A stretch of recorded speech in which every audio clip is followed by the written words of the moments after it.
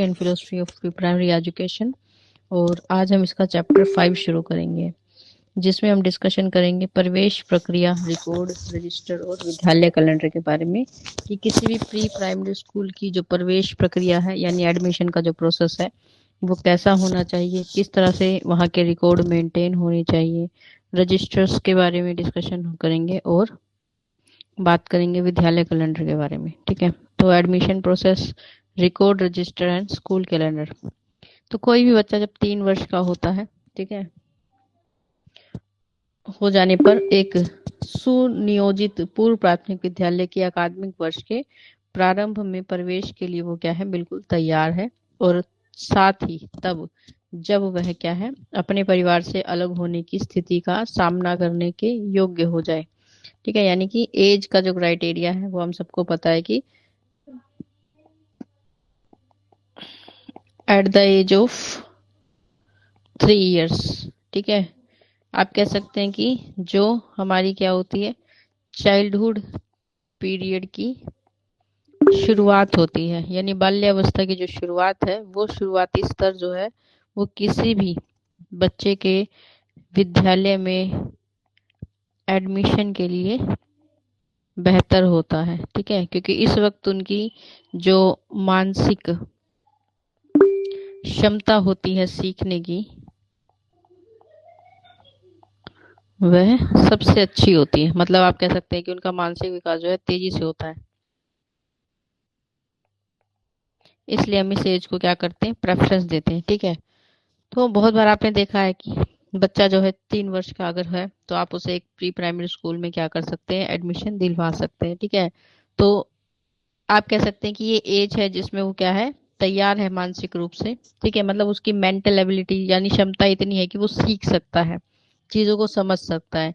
लेकिन बहुत बार क्या होता है कि बच्चा अभी परिवार से अलग नहीं होना चाहता या फिर अपने माता पिता के ज्यादा क्लोज है, वो उनके बिना थोड़ा भी समय अभी व्यतीत नहीं कर सकता है। तो कभी कभी क्या होता है कि भाई फैमिली एनवायरनमेंट ऐसा है आपका, ठीक है, कि आपने अभी कभी बच्चे को अकेला छोड़ा ही नहीं है या फिर वो आपसे दूर रहा ही नहीं है या फिर उसे हैबिट ही नहीं है। ठीक है, तो ऐसे में उसकी इस आदत को थोड़ा सा हमें ठीक करने में या थोड़ा सा बच्चे को इस चीज के लिए मानसिक रूप से तैयार करने में समय लगता है। तो बहुत बार क्या होता है कि हम ये सोचते हैं कि बच्चा मानसिक रूप से तैयार नहीं है, तो आप उसके लिए क्या है, थोड़ा सा और वेट कर सकते हैं अगर आपको लगता है। तो कई बच्चे जैसे वीक हो सकते हैं, हेल्थ शारीरिक रूप से मान लीजिए वीक है या मानसिक रूप से अभी वो ज्यादा सेंसिटिव है। ठीक है, तो आप इस प्रक्रिया को कुछ 1 वर्ष के बाद या और थोड़ा वेट करके भी कंटिन्यू कर सकते हैं। तो परिवार से अलग होने की स्थिति का अगर वो मानसिक रूप से मतलब मेंटली अगर वो प्रिपेयर नहीं है इस चीज के लिए, तो पहले आप उसे थोड़ी सी प्रिपरेशन करें। थोड़ा सा उस घर पर ही आप कह सकते हैं कि आप क्या करें, उसे ट्रेनिंग दे, जैसे टॉयलेट ट्रेनिंग या फिर अपनी बातों को व्यक्त करना, कि जैसे उसे पानी चाहिए या फिर किसी भी चीज की आवश्यकता है तो स्वयं जो है बता सके। ऐसी चीजों को हम परिवार को क्या करना चाहिए, बच्चे को थोड़ा सा इसके प्रति ट्रेन करना चाहिए ताकि वो अपनी आवश्यकताओं के बारे में बता सके। फिर कुछ मौखिक क्षमता प्राप्त कर ले और अपनी मूलभूत आवश्यकताओं को बता सके। ठीक है, कि मतलब कि चाहे टूटे फूटे शब्दों में ही सही, ठीक है, वह अपनी जो भी जरूरतें हैं, अपनी जो भी नेसेसरी चीजें होती हैं, ठीक है, उन आवश्यकताओं के बारे में आपको क्या करा सके, विद्यालय में जो अध्यापक है उनको अवगत करा सके। ठीक है, जैसे पानी अगर उसे चाहिए या वॉशरूम बच्चा जाना चाहता है, ठीक है, या अन्य किसी प्रकार की समस्या उसे, ठीक है, या फिर कोई भी जो भी हमारी आवश्यकताएं होती हैं उनको वो क्या कर सके, व्यक्त कर सके। ठीक है, तो जरूरी नहीं कि बहुत अच्छी भाषा उसे बोलनी आती हो, बस वो अपने अभिव्यक्ति को, अपनी भावनाओं को अगर थोड़ा सा भी व्यक्त कर पाता है तो वो तैयार है अपनी प्रारंभिक शिक्षा के लिए।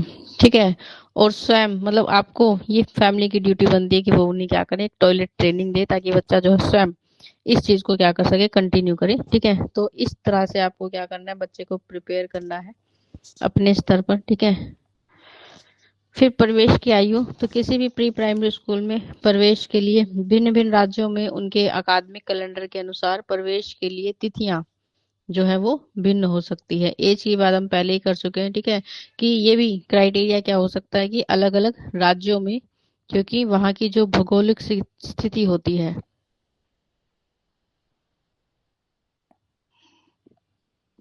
ठीक है, तो राज्य की आप कह सकते हैं कि जो भौगोलिक स्थिति है, या फिर आप कह सकते हैं कि वहाँ की जलवायु,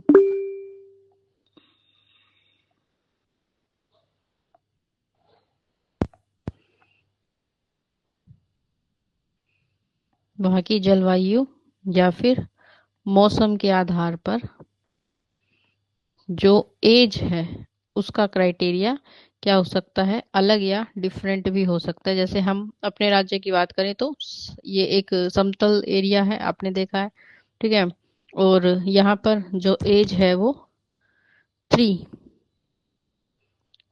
ठीक है, 3 वर्ष की एज हम मानते हैं कि बच्चा जो है विद्यालय जाने के लिए तैयार है, ठीक है। लेकिन अलग राज्यों में इसके लिए अलग वो हो सकता है, ठीक है। फिर दूसरा ये है कि अलग अलग राज्यों में इसके लिए क्या हो सकते हैं, अपने अकादमिक कैलेंडर भी हो सकते हैं, ठीक है। अकादमिक कैलेंडर का मतलब है कि वो अपनी प्रवेश प्रक्रिया की तिथि को अलग रख सकते हैं, मतलब उनकी जो एडमिशन का प्रोसेस है उसको अपने अनुसार बदल सकते हैं, अपने अनुसार उसमें परिवर्तन कर सकते हैं, ये राज्य के आधार पर होता है।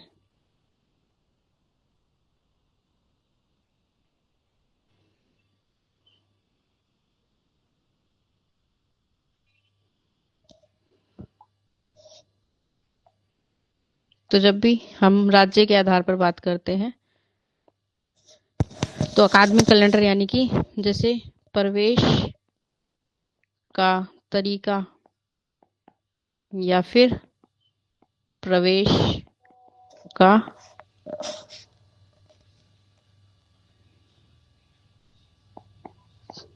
तिथि यानी डेट क्या हो सकती है, डिफरेंट हो सकती है।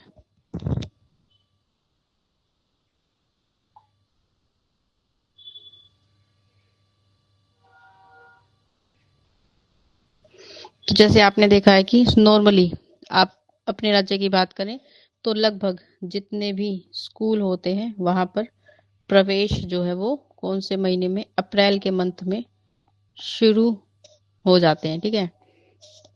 और हमारा जो वार्षिक मतलब 1 साल का जो समय रहता है वो क्या रहता है, अप्रैल से मार्च का रहता है, ठीक है। मार्च में परीक्षाएं होने के बाद अप्रैल में दोबारा से एडमिशन प्रोसेस शुरू होता है। तो ये अपने अपने आधार पर राज्य जो है इसको डिफरेंट रख सकता है, या फिर जो स्कूल है वो भी अपने लिए क्या बना सकता है, अपना एक वार्षिक कैलेंडर बना सकता है एक, ठीक है, जिसमें आप कह सकते हैं कि हम क्या करते हैं, अ, जितनी भी चीजें हमारे एक्सपेक्टेड हैं, ठीक है, जो स्कूल में प्रोग्राम हो सकते हैं, ठीक है, एग्जाम्स हो सकते हैं, उनको हम क्या कर देते हैं उसमें पहले ही मेंशन कर देते हैं। तो इस प्रकार हम क्या कर सकते हैं, अपना जो है एकेडमिक कैलेंडर बना सकते हैं, अपने एडमिशन की प्रोसेस को अलग रख सकते हैं।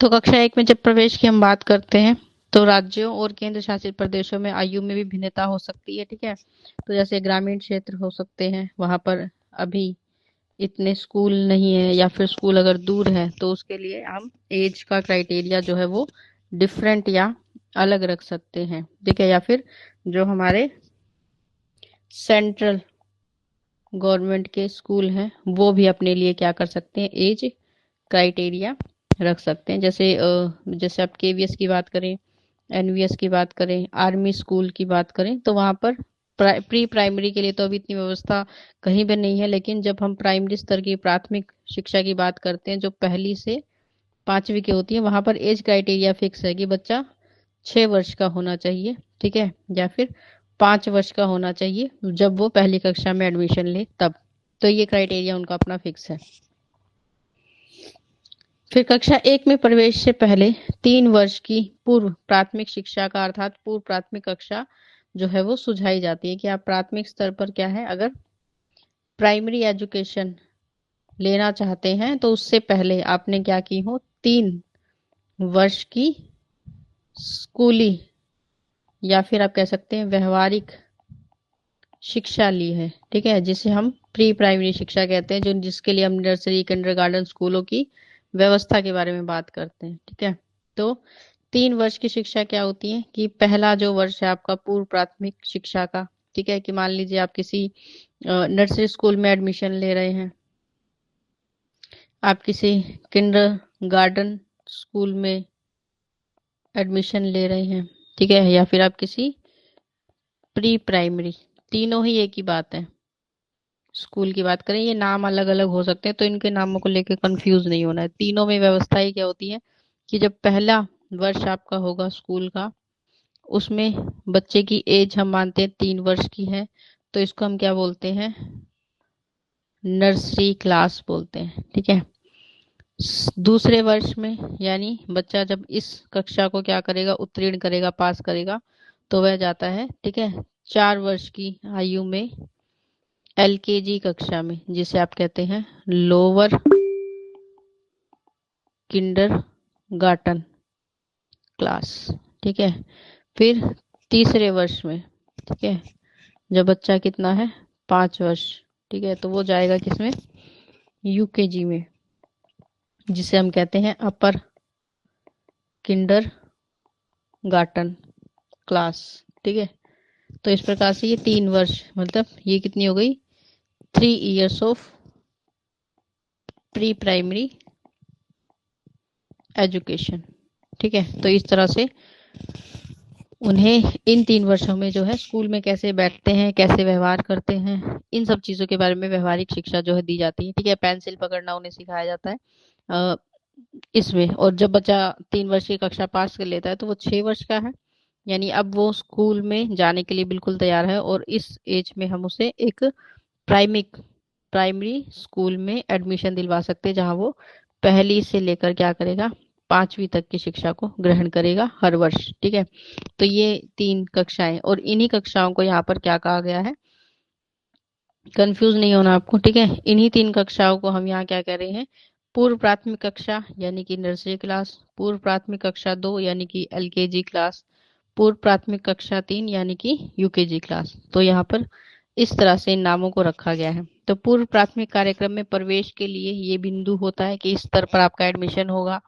फिर ये कक्षा एक पूर्व प्राथमिक कक्षा की एक के आगे की कड़ी होती है, मतलब कि जब आपने कक्षा में कुछ बैठने उठने का ज्ञान ले लिया, थोड़ा बहुत व्यवहारिक ज्ञान, पोएम के माध्यम से कुछ सीखा, उसके बाद अगली कक्षा में आपको और चीजें सिखाई जाती हैं। फिर बच्चे पूर्व प्राथमिक कक्षा 3 को पूरा करने के बाद कक्षा 1 में प्रवेश लेते हैं, ठीक है। तो ओवरऑल यहाँ पर आप मान के चलिए कि बच्चों के अंदर ये तीनों वर्ष हम कोशिश करते हैं कि उसके अंदर कैसा व्यवहारिक ज्ञान उसे दिया जाए, ठीक है, और उसको जो है वो अच्छी हैबिट्स, हेल्दी हैबिट्स, इनका जो है उसके अंदर समावेश, यानी कि इनको उनके अंदर लाने की हमें कोशिश करनी है। फिर हम बात करेंगे हमारे एडमिशन प्रोसेस के बारे में, कि हमारा एडमिशन प्रोसेस जो है वो कैसा होना चाहिए, ठीक है। तो किसी भी प्री प्राइमरी स्कूल में जब आप एडमिशन प्रोसेस की बात करते हैं, तो फिर से वही बात है कि आप अपने राज्य के आधार पर, आप अपने स्कूल के आधार पर, सरकार अपनी पॉलिसी रख सकती है। कोई प्राइवेट स्कूल या निजी संस्थान है तो वो अपनी पॉलिसी के आधार पर क्या कर सकता है, इस प्रक्रिया को बना सकता है। लेकिन फिर भी कुछ बातें आपको जो है ध्यान रखनी है जब भी आप क्या कर रहे हैं, किसी भी एडमिशन प्रोसेस को फॉलो कर रहे हैं। पूर्व प्राथमिक विद्यालय कार्यक्रम की प्रवेश प्रक्रिया में बच्चों और अभिभावकों का लिखित या मौखिक किसी भी प्रकार का मूल्यांकन नहीं होना चाहिए, ठीक है। तो कभी भी हम, जब भी आप किसी बच्चे का प्री प्राइमरी स्कूल में एडमिशन के लिए जा रहे हैं, ठीक है, और स्कूल क्या कह रहा है कि स्कूल आपको कह रहा है कि पहले तो बच्चे को टेस्ट देना पड़ेगा, या फिर हम उससे कुछ ओरल टेस्ट, ठीक है, मतलब कभी कभी क्या कहते हैं, हम बातें पूछेंगे उससे, ये ओरल टेस्ट की श्रेणी में आता है, ठीक है। या फिर क्या होता है कि बहुत बार स्कूल क्या होते हैं, वो और ज्यादा स्मार्ट बनते हैं, वो कहते हैं कि हम जो है वो पेरेंट्स का टेस्ट लेंगे, ठीक है, कि मतलब पेरेंट्स से बातें करेंगे। तो इस प्रकार की किसी भी प्रकार की टेस्ट या मूल्यांकन का प्रावधान जो है वह नहीं होना चाहिए। ठीक है, क्योंकि हम मानते हैं कि ये क्या है, उसकी शुरुआती शिक्षा का स्तर है, मतलब उसकी स्टार्टिंग है एजुकेशन की। और यदि आप पहले से ही एक्सपेक्टेशन करते हैं कि बच्चे को ये भी आना चाहिए, वो भी आना चाहिए, वो बोलना जानता हो, उसे पोयम आनी चाहिए, तो ये एक्सपेक्टेशन आपकी गलत है। ठीक है, फिर तो घर पर ही माता पिता उसे सब कुछ सिखा लेंगे, आपके स्कूल में एडमिशन कराने की आवश्यकता ही क्या है, क्यों ही वो आपको फीस देंगे। ठीक है, तो ऐसी कोई भी एक्सपेक्टेशन आपको माता पिता से या फिर बच्चों से नहीं रखनी है। और प्री प्राइमरी स्तर पर किसी प्रकार की प्रवेश परीक्षा नहीं होती। हाँ, प्राइमरी स्तर पर ऐसा आप कर सकते हैं, क्योंकि उससे पहले हम ये जानने की कोशिश कर सकते हैं कि बच्चे का स्तर कितना है, क्योंकि बच्चा 6 वर्ष का है, एक अच्छी एज में है। ठीक है, मतलब अपनी उत्तर बाल्यावस्था जो है वो शुरू कर रहा है, और उस स्टेज पर उसका मानसिक और शारीरिक दोनों ही प्रकार का विकास काफी बेहतर जो है हो जाता है। तो उस वक्त एक्सपेक्टेशन रखना गलत नहीं है, लेकिन इस एज में आपको ये एक्सपेक्टेशन रखना है कि बच्चे को ये भी आना चाहिए, या फिर पेरेंट्स उतने ज्यादा वेल क्वालिफाइड हो कि हम इतना इतना होमवर्क देंगे तो वो उसे करा लेंगे, ऐसी एक्सपेक्टेशन रखना बिल्कुल भी उचित नहीं है। तो आपकी किसी भी एडमिशन प्रोसेस में ऐसे प्रावधान या ऐसी कोई भी शर्त जो है वो नहीं होना चाहिए।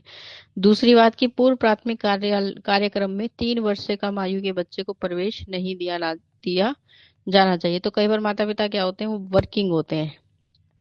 ठीक है, और वो ये सोचते हैं कि समय जो है उनको पास करना है। ठीक है, और उस समय को पास करने के लिए वो सबसे अच्छा ऑप्शन क्या चुनते हैं कि बच्चे को स्कूल में क्या करा देते हैं, एडमिशन करा देते हैं। ठीक है, तो उसकी केयर भी हो जाएगी, उनका टाइम भी सेव होगा। ठीक है, मतलब थोड़ा सा बर्डन उनका कम हो जाएगा, ये उनके माइंड में रहता है।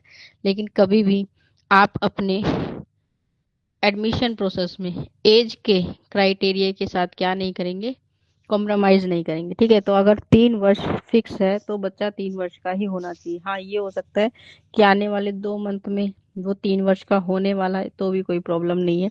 लेकिन बहुत ज्यादा, जैसे बहुत सारे पेरेंट्स क्या होते हैं, बच्चा 2.5 वर्ष का है, ठीक है, बच्चा 2 ही वर्ष का है, और स्कूल भी उनको क्या कर लेते हैं, परमिट कर लेते हैं। ठीक है, क्योंकि हमने पढ़ा ही था कि प्री प्राइमरी एजुकेशन में बहुत सारे जो नर्सरी स्कूल हैं या प्ले वे स्कूल हैं, उनका जो मोटिव है या उनका जो एम है वो क्या है, सिर्फ पैसे कमाना। ठीक है, और उस चीज को पूरा करने के लिए वो क्या कर लेते हैं, रख लेते हैं। ठीक है, मतलब बच्चों को एडमिशन कर लेते हैं। तो ऐसी आपको अपने, अगर आप चाहते हैं आपकी शिक्षा का स्तर अच्छा हो, आपके स्कूल में बेहतर एक क्वालिटी ऑफ एजुकेशन हो, तो इस प्रकार की चीजों को आपको अवॉइड करना है। मतलब अपने एडमिशन प्रोसेस में ऐसे ही कार्यक्रम में 3 वर्ष से कम एज के बच्चे को आपको एडमिशन नहीं देना है। ठीक है, तो ये प्रावधान भी आपको शामिल करना चाहिए। फिर तीसरी बात जो एडमिशन प्रोसेस के दौरान आपको याद रखनी है कि बच्चों को धर्म, जाति, विश्वास, प्रजाति, क्षेत्र या जेंडर अक्षमता या फिर परिवार की सामाजिक आर्थिक स्थिति के आधार पर प्रवेश के लिए उन्हें मना नहीं करना है। ठीक है, तो बहुत बार आपने देखा स्कूल बड़े ही ओरिएंटेड होते हैं अपनी चीजों को लेकर। ठीक है, तो जैसे मान लीजिए किसी जाति विशेष के द्वारा चलाया हुआ स्कूल है, ठीक है, और वो चाहते हैं कि हम तो सिर्फ ऐसे ही बच्चों को एडमिशन देंगे जो हमारी कास्ट से बिलोंग करते होंगे, ऐसे ही टीचर्स रखेंगे जो हमारी कास्ट के होंगे। तो इस आधार पर कि आप किसको दे रहे हैं, आप किसी कास्ट को या किसी धर्म को क्या दे रहे हैं, प्राथमिकता दे रहे हैं। तो आप बच्चों के अंदर कभी भी क्या नहीं ले पाएंगे, समानता नहीं ला पाएंगे। आपका दृष्टिकोण, मतलब आप कह सकते हैं कि स्कूल का स्वयं का दृष्टिकोण कैसा है, संकुचित है, बड़ा ही सीमित है। मतलब उनके लिए शिक्षा जो है वो एक शिक्षा हमेशा क्या होती है, एक सेवा का कार्य है। ठीक है, और ये इसको क्या बना रहे हैं, अपने लेवल पर उन्होंने उसके जो क्राइटेरिया है या फिर उसकी जो परिभाषा है उसको बदल दिया। तो कभी भी जब भी आप क्या कर रहे हैं, अपने एडमिशन प्रोसेस को बना रहे हैं या उसमें चीजों को, नियमों को लेकर आ रहे हैं, तो आप सभी के लिए क्या रखेंगे, समानता रखेंगे। ठीक है, तो जैसे मान लीजिए हर एक स्कूल में क्या होता है कि हम हर एक कक्षा में लिमिटेड बच्चों को रखते हैं। ठीक है। तो मान लीजिए आपकी एक कक्षा में 20 बच्चे को एडमिशन हो चुका है, ठीक है, और ज्यादा आप उनको नहीं रख सकते, या फिर आप मान लीजिए मैक्सिमम आप 25 बच्चे रखना चाहते हैं। 20 बच्चों का पहली एडमिशन हो गया, सिर्फ आपके पास 5 ही सीटें क्या है लेफ्ट हैं, ठीक है। अब उन 5 सीटों के लिए आपके पास आवेदन बहुत सारे हैं, ठीक है, मतलब बहुत सारे लोग हैं या बहुत सारे एडमिशन के फॉर्म है आपके पास जिन्होंने रजिस्ट्रेशन कराया होगा। तो उनमें से किसको प्राथमिकता दी जाए, ठीक है, प्राथमिकता मतलब किसको एडमिशन दिया जाए किसको नहीं दिया जाए, क्योंकि सीटें लिमिटेड है। तो इस टाइम पर आपको उनकी जाति या फिर धर्म या फिर जेंडर के आधार पर, या फिर आपको ये लगता है कि भाई बड़ी ही अक्षमता बच्चे में नहीं है, वो कुछ बता भी नहीं पा रहा है, आपको अपने स्कूल का लेवल हाई फाई चाहिए, या फिर आपको लगता है कि उसके माता पिता की जो फाइनेंशियल कंडीशन है वो अच्छी नहीं है, इस आधार पर आप किसी को भी एडमिशन के लिए मना नहीं करेंगे, ठीक है। तो आप इसके लिए सीधे से कुछ प्रोसेस फॉलो कर सकते हैं, ठीक है। जैसे लॉटरी सिस्टम होता है, ये बहुत सारे स्कूलों में फॉलो किया जाता है कि जितने भी एडमिशन के क्या है आपके पास फॉर्म है, सभी बच्चों के नाम की क्या बनाएंगे आप, एक स्लिप बनाएंगे और उसको एक बॉक्स में या बाउल में रख देंगे, और किसी से भी रैंडम आप एक डे डिसाइड कर सकते हैं, डेट डिसाइड कर सकते हैं कि इस दिन हम जो है ये लॉटरी सिस्टम रखेंगे। तो किसी को भी रैंडम आप बुलाइए, चाहे किसी बच्चे को बुलाइए, किसी टीचर को बुलाइए, किसी पेरेंट्स को ही बुला लीजिए। तो ये कैसा होता है, ये एक पारदर्शिता, ठीक है, मतलब इसमें किसी प्रकार की आपको पक्षपात देखने को नहीं मिलता है, रैंडम कोई भी स्लिप निकलेगी और जिसका भी नाम आएगा एडमिशन जो है उसको दे दिया जाएगा। तो ऐसे आप क्या कर सकते हैं, अपने लिए प्रोसेस जो है लगा सकते हैं, या फिर आप ऐसे भी कर सकते हैं कि जो भी रजिस्ट्रेशन होता है, ठीक है, रजिस्ट्रेशन पर हमेशा डेट लिखी जाती है। तो जिसने पहले रजिस्ट्रेशन कराया होगा, ठीक है, जितने भी आपके पास फॉर्म अभी बाकी हैं, ठीक है, सीटें आपके पास लिमिटेड हैं, तो उसमें जिसने पहले रजिस्ट्रेशन कराया है उसको आप पहले अवसर देंगे, ठीक है। तो ऐसे भी आप कर सकते हैं। तो इस आधार पर आप अलग अलग तरह की, या फिर आप कर सकते हैं कि भी आर्थिक रूप से जो बच्चे वीक हैं आप उनको प्रेफरेंस देंगे, या फिर ऐसे बच्चों को प्रेफरेंस देंगे, मान लीजिए ऐसे माता पिता है या सिर्फ ऐसी माता है जिसके हस्बैंड ना हो, या फिर तो ऐसा क्राइटेरिया आप रख सकते हैं भाई सिंगल, अगर फादर है सिंगल मदर है तो उनके बच्चों को हम क्या देंगे, प्रेफरेंस देंगे, ठीक है। तो ऐसा क्राइटेरिया आप अपने स्कूल के लिए रख सकते हैं। यानी किसी से भेदभाव या पक्षपात आपको नहीं करना है, सभी को समान अवसर देना है, सीधी से शब्दों में आप ये कह सकते हैं। फिर प्रवेश प्रक्रिया में पूर्ण पारदर्शिता बनाई रखनी चाहिए, ठीक है। पारदर्शिता जैसे अभी हमने डिस्कस किया, पारदर्शिता यही है कि आप जो भी आपके पास लिमिटेड सीटें हैं उसके लिए आप सही से कोई एक मेथड चुनिए जिसमें किसी को या समाज को ये ना लगे कि आपके स्कूल में जो है वो पार्शलिटी होती है, या फिर उसको एडमिशन दे दिया या फिर आपको नहीं दिया। तो इसलिए एक ऐसा सिस्टम आप अपने स्कूल के लिए बना सकते हैं जिसमें आपके पास ये ऑप्शन होगा कि अगर लिमिटेड सीट है, बच्चे अधिक हैं, तो उसमें किसको पहले प्रेफरेंस दी जाए, क्योंकि हम टेस्ट वगैरह तो इसमें लेते नहीं है, नहीं तो वो भी एक आधार बन सकता है, ठीक है, कि भाई जिसके अच्छे मार्क्स आएंगे। लेकिन शुरुआती शिक्षा की बात है तो हम ऐसी कोई भी प्रोसेस नहीं रखते हैं। तो इसके लिए आप ये कर सकते हैं भाई, लॉटरी सिस्टम सबसे बेस्ट होता है, या फिर कोई और क्राइटेरिया आप डिसाइड कर सकते हैं जिसमें सभी को ये लगे कि हाँ ये जो मेथड है, ये जो तरीका है वो उपयुक्त है, बिल्कुल क्लियर है, ठीक है, किसी प्रकार की ऐसी कोई चीज नहीं है जो माता पिता से छुपाई जा रही है, या फिर किसी आधार पर किसी को ज्यादा प्रेफरेंस दे दी गई है, ऐसा आपका प्रोसेस नहीं होना चाहिए। फिर है आस पड़ोस में रहने वाले बच्चों को प्राथमिकता दी जाए, ठीक है। यदि पार्थिक विद्यार्थियों की संख्या उपलब्ध सीटों से अधिक है तो बच्चों के प्रवेश हेतु हम सुझावित रणनीति जो है उसका अनुसरण कर सकते हैं, ठीक है। तो बहुत सारी आपके पास ऐसी प्रोसेस होती हैं जिनका आप इस्तेमाल करके क्या कर सकते हैं, इस चीज को निर्धारित कर सकते हैं कि किसको एडमिशन पहले जो है दिया जाएगा। तो सबसे पहली प्रेफरेंस आप किसको दे सकते हैं भाई, जो नियर बाय चिल्ड्रन होते हैं, ठीक है, कि जो बच्चे पास में रहते हैं पहले उनको क्या दी जाएगी, प्रेफरेंस दी जाएगी, उनको प्राथमिकता दी जाएगी, ठीक है। और सेम बात है कि उपलब्ध सीटों के आधार पर आप क्या कर सकते हैं, अपने लिए रणनीति बना सकते हैं, या फिर आप कह सकते हैं अपनी एक योजना, प्लानिंग बना सकते हैं कि क्या मेथड रहेगा आपके विद्यालय में प्रवेश का। ठीक है, तो उसके लिए भी आप अपना एक कोई तरीका बना सकते हैं। जैसे अभी हमने बात की लॉटरी सिस्टम की, ठीक है, या फिर यहाँ पर देखो बताया भी है कि पहले आओ पहले पाओ। तो आप ये कर सकते हैं कि जैसे स्कूल है आपका, तो आप वहां पर पहले ही मेंशन कर सकते हैं कि आपके स्कूल में जो एडमिशन के लिए रजिस्ट्रेशन है वो इस डेट से लेकर इस डेट तक जो है होगा। और उस रजिस्ट्रेशन के बाद आप क्या करेंगे, एडमिशन के प्रोसेस को शुरू करेंगे। तो जिसे भी एडमिशन कराना है वो क्या कराए, सबसे पहले रजिस्ट्रेशन कराए। तो जिसने पहले रजिस्ट्रेशन कराया है एडमिशन भी उसी को दिया जाएगा। ठीक है, ऐसा नहीं है कि एडमिशन की रजिस्ट्रेशन किसी ने बाद में कराया है।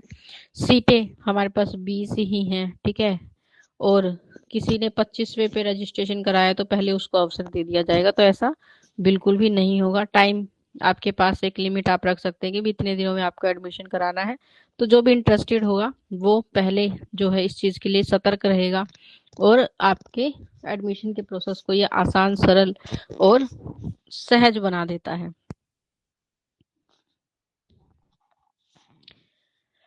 फिर है हाथ से या फिर कंप्यूटर से क्रम रहित लॉटरी जो है निकाली जा सकती है। यह महत्वपूर्ण है कि लॉटरी निकालते समय पारदर्शिता को सुनिश्चित किया जाए। तो पहले बहुत बार क्या होता है कि लॉटरी सिस्टम में भी लोगों को लगता है पहले से ही इन्होंने पर्ची लिख रखी थी, या फिर हो सकता है सभी पर्चियां एक ही नाम की हों, लोगों के मन में ऐसे विचार आते हैं। ठीक है, तो आप इसके लिए क्या कर सकते हैं, पारदर्शिता रखने के लिए जो भी लॉटरी सिस्टम है, ठीक है, उसमें से जो भी आप स्लिप है, या तो उन स्लिप को उसी वक्त जो है सबके सामने तैयार किया जाए। ठीक है,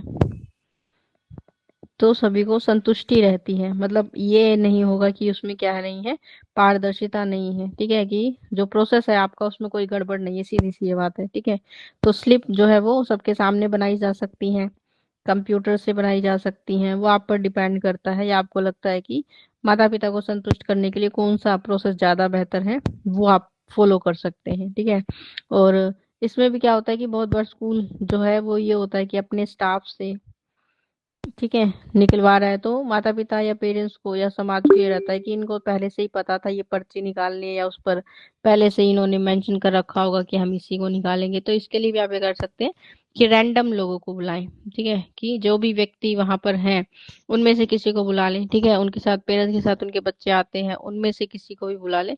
तो जिसका भी नाम आएगा उसे आप पहले प्रवेश दे देंगे। तो ये सिस्टम को आप क्या है कि क्लियरिटी होनी चाहिए, कि लोगों को ये ना लगे कि आपने जो प्रोसेस फॉलो किया है उसमें भी क्या है, कहीं ना कहीं गड़बड़ है। तो इस तरह की जो मन में विचार आते हैं उनको दूर करने के लिए हम इस प्रकार के जो चीजें हैं उनको कर सकते हैं। फिर राज्यों के मापदंड के आरक्षण नियमों के आधार पर, ठीक है, तो हर राज्य अपने आधार पर क्या कर सकता है, इसके लिए नियम भी बना सकता है। जैसे कोटा निर्धारित करना, क्रम रहित चयन करना, या पूर्व प्राथमिक विद्यालय जहाँ स्थित हो जैसे विश्वविद्यालय, प्रयोगशाला, प्रशिक्षण केंद्र आदि, उसकी आवश्यकता हो तो प्राथमिकता के आधार पर विभिन्न वर्गों का कोटा जो है निश्चित किया जा सकता है। ठीक है, कि मतलब अगर आवश्यकता है कि संख्या बहुत अधिक है, ठीक है, तो और बच्चे कम है, तो जैसे आपने देखा कि कॉलेज में एक प्रोसेस फॉलो किया जाता है, क्योंकि वहां पर एडमिशन लेने वाले बच्चों की संख्या बहुत अधिक होती है। ठीक है, और जो सीटें हैं वो क्या होती हैं, लिमिटेड होती हैं। ठीक है, कंपैरिजन करके बता रहे हैं, ऐसे कॉलेज की बात नहीं हो रही। हम स्कूल पे भी वो तो स्कूल में बहुत सारे ऑप्शन होते हैं, आपके पास भी आसपास स्कूल है, यहाँ नहीं तो कहीं और, स्कूलों के लिए बहुत सारी वैरायटीज आपके पास अवेलेबल है। लेकिन आप अगर किसी पर्टिकुलर ऐसे स्कूल में चाहते हैं कि भाई बच्चे का एडमिशन हो, ठीक है, जो प्राइवेट संस्था है, तो आपने देखा है कि बहुत जो अच्छे हाई फाई स्कूल होते हैं, या फिर जो अच्छी शिक्षा दे रहे हैं, या फिर बहुत वर्षों से कोई शिक्षा में अपना योगदान दे रहा है, तो उसकी शिक्षा की क्वालिटी जो अच्छी है और आप चाहते हैं कि उसी स्कूल में उसका बच्चे का एडमिशन हो, तो वहां पर आपको ऐसे प्रोसेस देखने को मिल सकते हैं। ठीक है, तो इसके लिए आप क्या कर सकते हैं, जैसे कि कोटा निर्धारित, मतलब कि पहले से ही आपने क्या कर लिया है, विशेष आधार पर जो सीट है वो क्या कर दी जाती है, डिवाइड कर दी जाती है। ठीक है, तो जैसे आपने देखा है कि जो ऐसे लोग हैं जैसे आर्थिक रूप से क्या है कमजोर है, उनके लिए निर्धारित कर दी गई।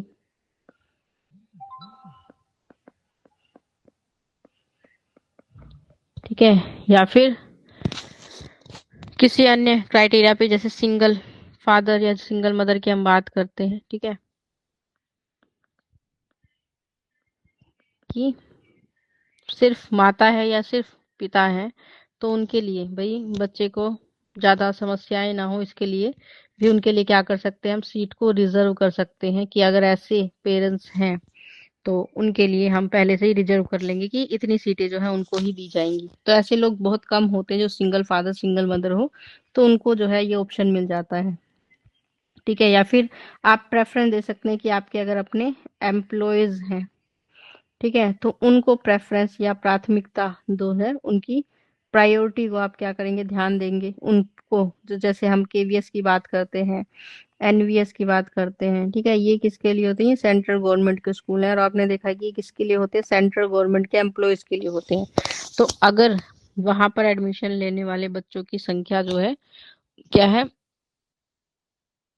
कम है, ठीक है, और वहां पर आपके पास सीटें जो है क्या है, वैकेंट है, तो उसके बाद हम क्या करेंगे, अदर जो सामान्य लोग होते हैं उनको क्या करते हैं, प्रेफरेंस देते हैं। ठीक है, और अगर बच्चों की संख्या अधिक है, ठीक है, और सीटें लिमिटेड है, तो सबसे पहले उनको ही प्रायोरिटी दी जाएगी, जो सेंट्रल गवर्नमेंट के एम्प्लॉयज हैं उनके बच्चों को ज्यादा प्रायोरिटी दी जाती है। केवीएस में, एनवीएस में, आर्मी स्कूल्स में ये उनके लिए पहले से ही निर्धारित है।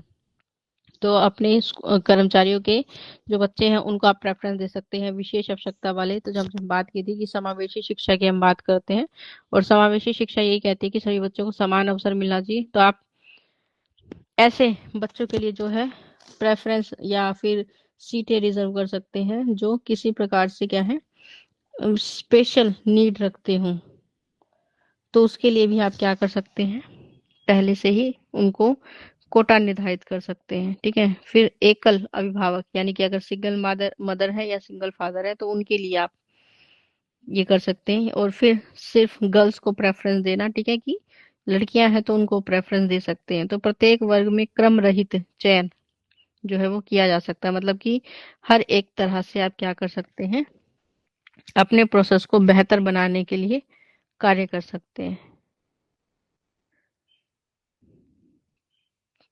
यहाँ पर डिपेंड करता है कि आप कैसा वो रखना चाहते हैं।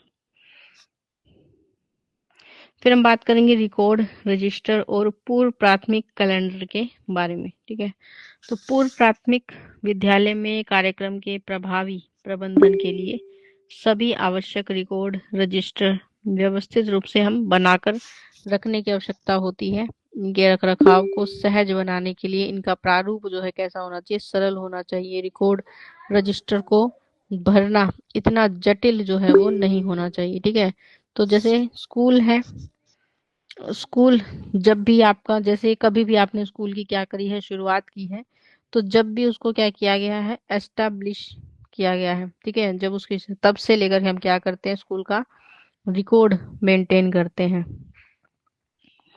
ठीक है, और ये रिकॉर्ड किसके द्वारा मेंटेन किया जाता है, स्कूल के अध्यापकों के द्वारा। ठीक है, तो इसके लिए बहुत सारे रिकॉर्ड आपको देखने को मिलते हैं, जैसे एडमिशन का रिकॉर्ड, ठीक है, टीचर्स का रिकॉर्ड, स्कूल की प्रॉपर्टी का रिकॉर्ड, एसएलसी का रिकॉर्ड कि स्कूल में कितने बच्चे आए, कितने बच्चे जाते हैं हर वर्ष, उसका रिकॉर्ड मेंटेन किया जाता है। ठीक है, आपके स्कूल में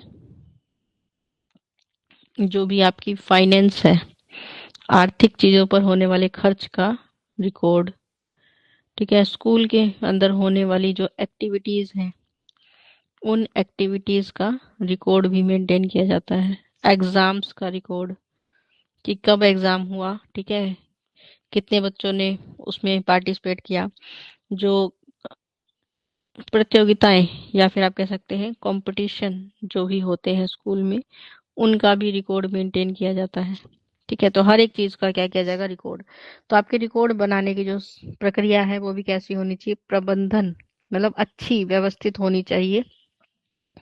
और इसके रख रखाव के लिए भी आपके पास क्या होना चाहिए, एक स्टोर रूम होना चाहिए जहां पर आप सारे रिकॉर्ड को क्या कर सकते हैं, मेंटेन। वैसे आजकल कंप्यूटर में आपने देखा है कि मोस्टली किए जाते हैं, लेकिन हम फिर भी लिखित रूप से इनको मेंटेन करना चाहिए, क्योंकि जो कई बार क्या होता है, कंप्यूटर का डाटा जो है वो अपने आप ही वायरस की वजह से खराब हो जाता है। तो इसके लिए सरल जो तरीका है कि आप रजिस्टरों में इन रिकॉर्ड को क्या करें, रेगुलरली मेंटेन करें, ताकि आपके स्कूल को जब से संचालित हुआ है हर वर्ष उसके लिए एक नया रिकॉर्ड रजिस्टर जो है लगाया जाए, ताकि जो भी आपको किसी भी डाटा को अगर फाइंड आउट करना है तो उसे ढूंढना भी आपके लिए आसान हो। तो हर वर्ष हर चीज का एक नया रिकॉर्ड रजिस्टर होना चाहिए, इससे आसानी होती है। या फिर आप एक ही रजिस्टर पे मेंशन कर सकते हैं कि ये जो रजिस्टर है वो किस किस वर्ष से लेकर किस वर्ष तक के डाटा को अपने अंदर संग्रहित करता है। तो वास्तविक कार्यान्वयन के प्रयास को क्या करता है, ये कम कर देता है। ठीक है, कि हमारा जो रिकॉर्ड रजिस्टर है उसको बनाना इतना जटिल नहीं होना चाहिए कि वो उसकी कार्यप्रणाली को क्या कर दे, मुश्किल कर ले। तो यहाँ नीचे कुछ हमें रिकॉर्ड रजिस्टर दिए हुए हैं उदाहरण के लिए, जिनको मेंटेन करना होता है और जिन्हें प्रत्येक पूर्व प्राथमिक केंद्र के द्वारा अवश्य बनाना चाहिए। मतलब ये क्या होती है, मस्ट होते हैं। ऐसा नहीं कि आप नहीं बनाएंगे तो काम चल जाएगा, ऐसा नहीं होता है। तो नियमित रूप से इनके इस्तेमाल और रख रखाव का भी क्या किया जाता है, ध्यान किया जाता है। ठीक है, तो जैसे बहुत सारे रजिस्टर के बारे में हमने बात की, क्लास का अटेंडेंस रजिस्टर आपने देखा है, इसको भी हम रिकॉर्ड रजिस्टर की श्रेणी में रखते हैं। ठीक है, टीचर्स का भी क्या होता है, अटेंडेंस रजिस्टर होता है, उसका भी रिकॉर्ड मेंटेन किया जाता है। ठीक है, ऐसे गेट एंट्री पर रजिस्टर होता है कि जब भी आपके स्कूल में कोई गेट पर एंट्री करेगा कि वो विद्यालय में कब आया, ठीक है, डेट, टाइम, उसका पर्पस क्यों आया था। ठीक है, हर एक चीज को क्या किया जाता है, मेंशन किया जाता है, और इसका भी हम एक रिकॉर्ड मेंटेन करते हैं। ठीक है, तो जो टीचर्स हैं उनका विद्यालय में आने का व जाने का जो समय है उसके लिए भी क्या होता है, एक रजिस्टर होता है। ठीक है, टीचर्स की सैलरी के लिए भी क्या होता है, रजिस्टर्स होते हैं। तो आपके स्कूल में स्टूडेंट्स जो हैं उनकी फीस के भी क्या होते हैं, रजिस्टर होते हैं, जो ये आपको बताते हैं कि वर्ष भर में बच्चे जो है वो कितनी फीस जमा करा चुके हैं। ठीक है, क्या क्या जो भी एक्टिविटी स्कूल में होती हैं उस पर होने वाले खर्च व्यय का भी हम क्या करते हैं, रिकॉर्ड मेंटेन करते हैं। तो आपके स्कूल में जैसे लैब है, किचन है, उसमें जो सामान उपलब्ध है उसके लिए भी क्या होता है, एक स्टॉक रजिस्टर हम रखते हैं अलग से। तो ऐसे बहुत सारे रजिस्टर आपको मेंटेन करने होते हैं। सबसे पहले बात करेंगे प्रवेश रिकॉर्ड की। ठीक है, कि एडमिशन जब होता है उस वक्त का रिकॉर्ड जो है उसके।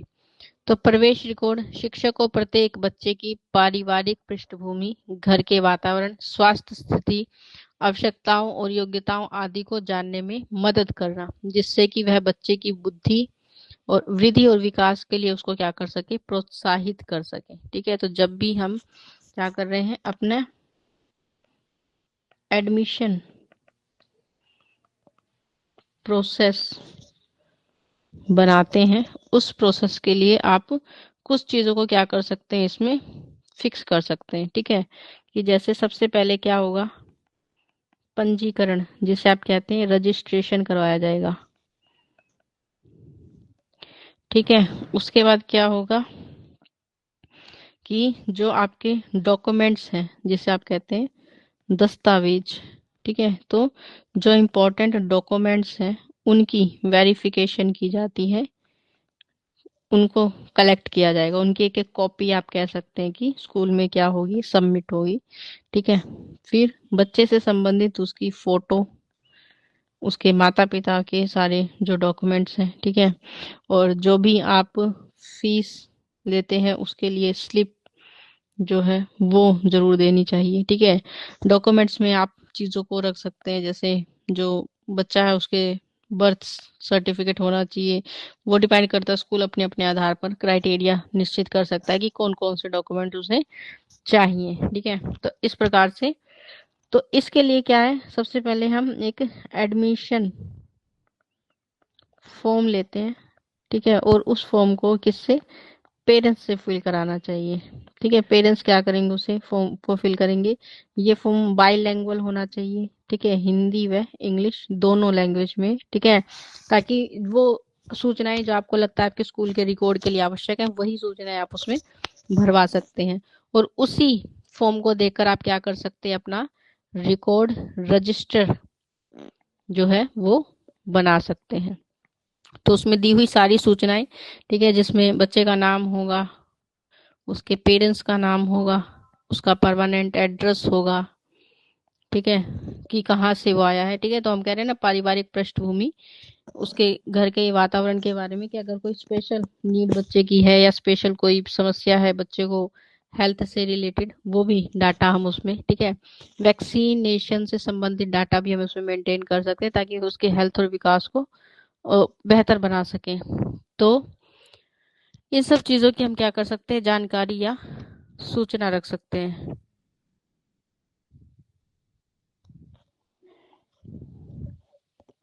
तो इस तरह से आप क्या कर सकते हैं, एक रिकॉर्ड बच्चे के प्रवेश का जब वो एडमिशन ले रहा है उसी वक्त उससे बनवा सकते हैं, ठीक है, मतलब बना सकते हैं, मेंटेन कर सकते हैं। और इसके लिए आप अपने विद्यालय के किसी भी टीचर की, जो कैसा हो, अनुभवी हो, ठीक है, या कह सकते हैं आप एक्सपीरियंस्ड है, या फिर जिसने ऐसा पहले कोई काम किया है, उसकी ड्यूटी आप इसको मेंटेन करने में लगा सकते हैं, ठीक है। तो बच्चों की वृद्धि और विकास को इससे हमें प्रोत्साहित करने में भी क्या मिलता है, थोड़ा सा आपको हेल्प मिलती है कि कैसी गतिविधियां या कैसी चीजें बच्चों के लिए हम अरेंज कर सकते हैं विद्यालय में, जो उसके विकास को क्या करेंगी, बेहतर बनाएंगी। दूसरा रिकॉर्ड हम मेंटेन करते हैं जो बच्चों के लिए इम्पोर्टेंट होता है, जिसे हम कहते हैं प्रगति रिकॉर्ड।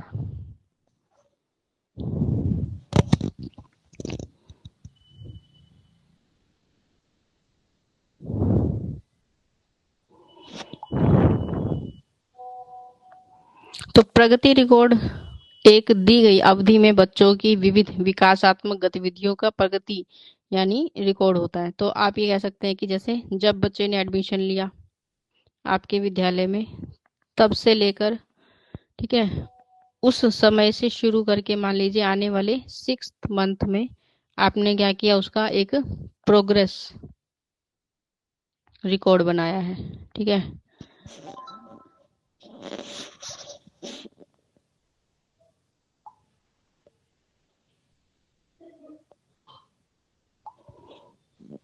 तो उसकी प्रोग्रेस को हम क्या कर सकते हैं, इसमें मेजर कर सकते हैं, ठीक है। तो उसकी स्कूल में होने वाली जितनी भी एक्टिविटीज हैं, ठीक है, वो फिजिकली कितना एक्टिव है, मेंटली कितना एक्टिव है, ठीक है, तो उसके विकास में जो भी आपको चेंज, उसके बिहेवियर में जो भी चेंज आपको दिखना है, उसको हम क्या कर सकते हैं, उसमें मेंशन करेंगे, ठीक है।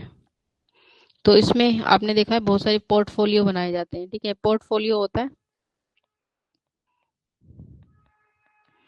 रजिस्टर की तरह ही होता है ये, ठीक है। इसमें क्या होता है कि जैसे एक साइड हम बच्चे की फोटो, उसके नाम, उससे संबंधित सारी जानकारी रखते हैं, ठीक है, और दूसरी साइड हम उसकी गतिविधियों के बारे में सूचना रखते हैं। तो इससे ये होता है कि जैसे आप इसको खोलेंगे, आपको ये भी पता लगेगा, जैसे बहुत सारे बच्चे होते हैं एक साथ नाम, या कभी कभी नाम सेम भी होते हैं, तो हम प्रोग्रेस में कंफ्यूजन ना हो, तो उसके लिए बच्चे की जो तस्वीर है उसके साथ ही उसकी जितनी भी उसने जैसे फिजिकल एक्टिविटीज की है, कोई स्पोर्ट्स आपने खिलाया है, तो वो करते हुए उसकी गतिविधियों की फोटो भी साथ में लगाते हैं, तो इसको हम पोर्टफोलियो कहते हैं। तो ऐसी चीजें भी आप क्या कर सकते हैं, रिकॉर्ड कर सकते हैं, ये आपको ज्यादा बेहतर बच्चे के बारे में या उसकी प्रोग्रेस रिपोर्ट के बारे में जानने में क्या करते हैं, आसान बनाते हैं। तो शिक्षक के प्रेक्षणों पर आधारित ये डिपेंड करता है कि आपका जो टीचर है वो किस प्रकार की गतिविधियां बच्चों को करा रहा है। प्रगति रिकॉर्ड का विश्लेषण यह देखने के लिए भी किया जा सकता है कि बच्चा अपनी आयु के अनुसार विकसित हो रहा है या नहीं। तो जो भी पोर्टफोलियो, जो भी रिकॉर्ड आप बना रहे हैं, उसके माध्यम से हम बच्चे की जो प्रोग्रेस है, ठीक है, उसकी जांच करने के लिए भी उसका इस्तेमाल कर सकते हैं कि आयु के अनुसार जो परिवर्तन या जो चेंज उसमें आने चाहिए वो आ रहे हैं या नहीं आ रहे हैं। तो ये उसके विकास को ये दर्शाता है कि उसका विकास सही दिशा में हो रहा है या नहीं हो रहा है। तो ऐसी जानकारी, ऐसी सूचनाएं प्राप्त करने के लिए आप ऐसे रिकॉर्ड को मेंटेन कर सकते हैं।